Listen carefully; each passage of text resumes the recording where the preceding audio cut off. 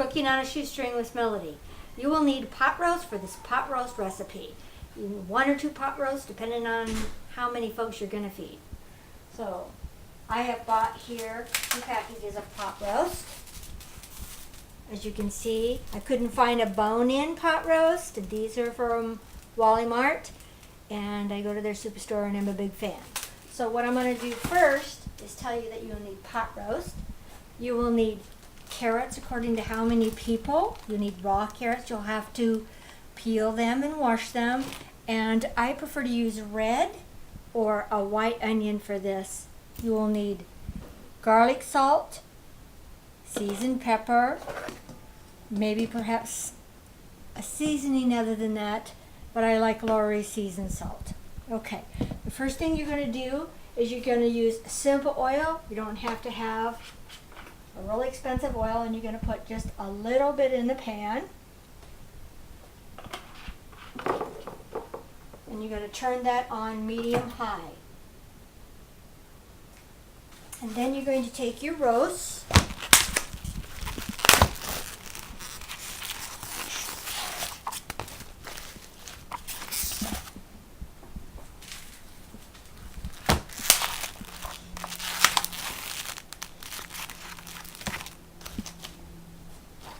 And you're going to place some garlic salt heavily on your roast. I like Lawry's, but it doesn't have to be. It can be Brand X. I like Lawry's seasoned pepper. Sprinkle that what you think you would like. And you're going to do this on each side, but I like to wait until I get it in the pan. And I'm going to do the same thing on the other side.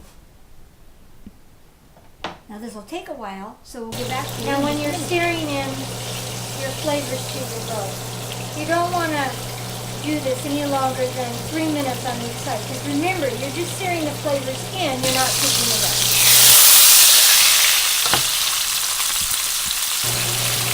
When it is seared, you can place it. I like to use the old-fashioned Dutch oven. You don't have to add any oil because remember there is oil in your meat. Okay, we're going to take a white onion. It's a very large one. Doesn't matter if you can't find that large or maybe too small. So we're going to cut the end off like so, just enough to get the root off. I know people say never cut the root off. I don't care what they say. Anyway, then cut the top off, cut that in half, set it aside. Take this one, cut it in half, set it aside. Now what we're going to do is really simple, no rocket scientist. You're just going to cut these in thirds, 3 pieces. If the skin comes off hard, just disregard it. Then in the pan on medium heat, where you browned your pot roast, put the onions in there. Kind of want a little higher than medium, I think, to really get them going. You do not want to fully cook these. You just want to enhance the flavor with the seasonings that are already in the pan.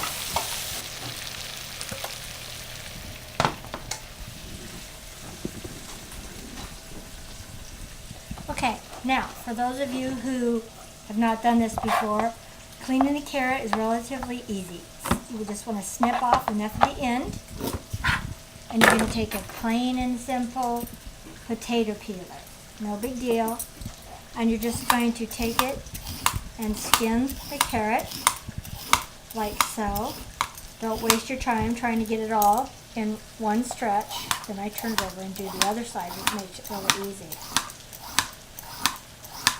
There you have your clean carrot. You will wash this and we'll use it later to add to the peeling my potatoes. A lot of people prefer to use the potato peeler.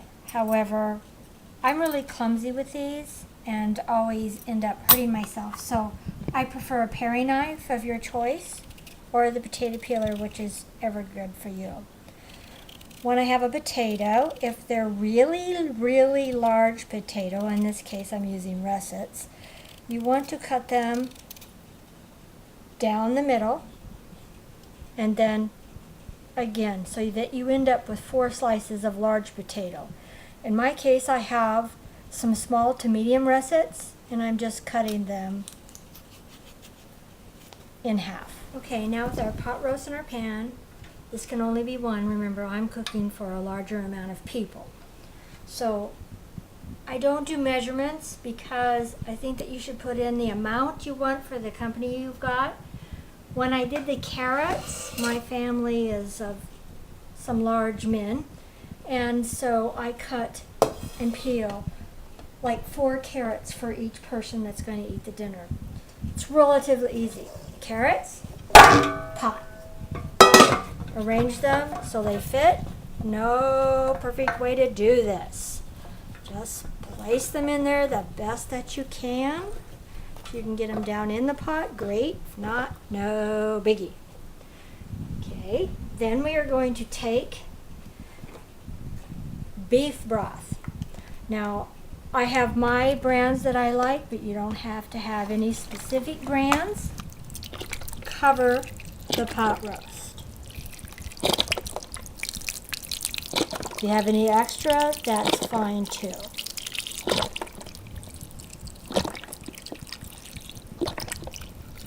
If you don't have beef broth, you could make this with the crystals, the dry crystals. If you don't have beef broth at all, your budget doesn't allow for it, just go ahead and use water, maybe add a little bit more seasoning. Okay, as you can see, the beef broth is now even with our carrots, and we're going to take and use the cover the pan, and we're going to place it in the oven preheated on 350 degrees for, here we have our potatoes that are cut in half, except for the very small ones. We're going to add about a tablespoon of salt. And we're going to fill the bowl with cold water, and we're going to set these potatoes aside until the 1 hour limit is up on the roast. And then we're going to re-rinse and drain these potatoes to add them to the roast. We're going to take our rinsed potatoes that we've prepared, and we're going to right in the oven, and yes, you're going to splash. Add them to the roast, and then we're going to take our sauteed onions that we have right out of the pot. We're just kind of like going to sprinkle them as best we can. Yes, and all the things that come with it right out of the pot onto the roast. Then we're going to recover this. We're going to take this, it's already in the oven, and we are going to add an hour and a half to this roast. Pot roast done. Looks good.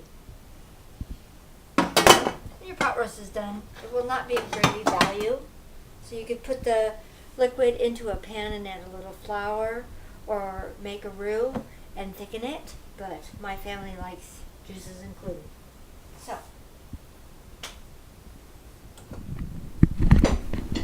here we have your finished roast. Put on a platter. This is just one roast with enough servings. You can thicken the gravy if you like. I will show you how to do that in the next video. Goodbye, folks, and thanks for joining.